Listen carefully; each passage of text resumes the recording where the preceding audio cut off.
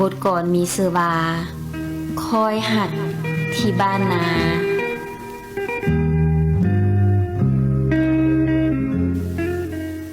ฟังเสียงฟ้าห่ำห้องก้องหวนละงมฝนสายลมโซยผัดผ่านกายสะเทือนเทาก่อเข้าเขียวเลียนไล่เป็นสายทิวทงจานผ่านน้ำอังหงแท้ขันคู่กันใจก็สั่นขีดคอยสะบอยขิดนำสาว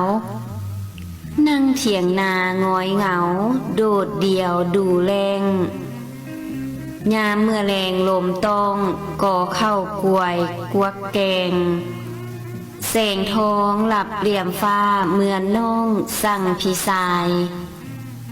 น้องได้หนีจากอายกายขวบ2 ปี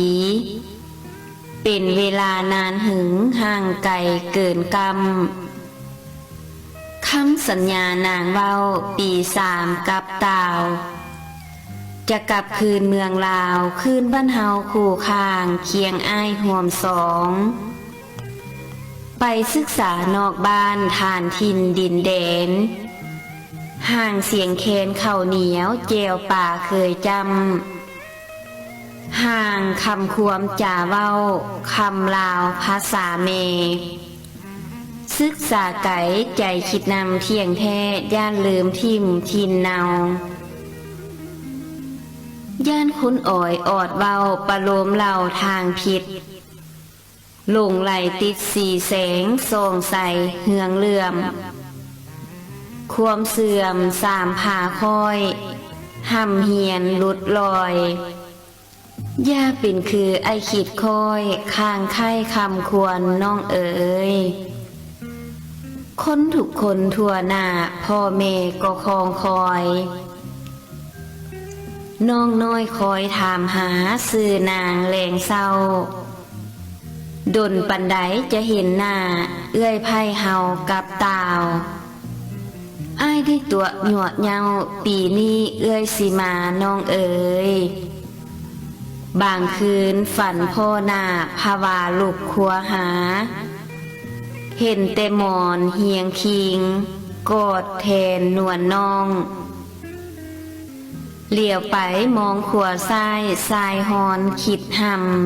ำย่านมีกรรมถือต้องตัวน้องผู้ห่างไกลอายได้วอนเทพไทยสู้สวยปกปักพี่ทักนุงนวลนางห้ำหอนเดินก้าวอย่าเศร้าเงากายเนื้อจิตใจจุกจองขอให้ปองก่อกุ้มกวมกั้งอย่าห่างหายขอความหักน้องและอายสายพี่จงสมหวังดังสัญญาจากขานตัววานคืนนั้นวันพระจันทร์เดือนแจ้งพระแคไข่เต็มหน่วยขอห่วมเฮียงอยู่ด้วยดอมสร้างซึ่งกันเจ้าเอ๋ย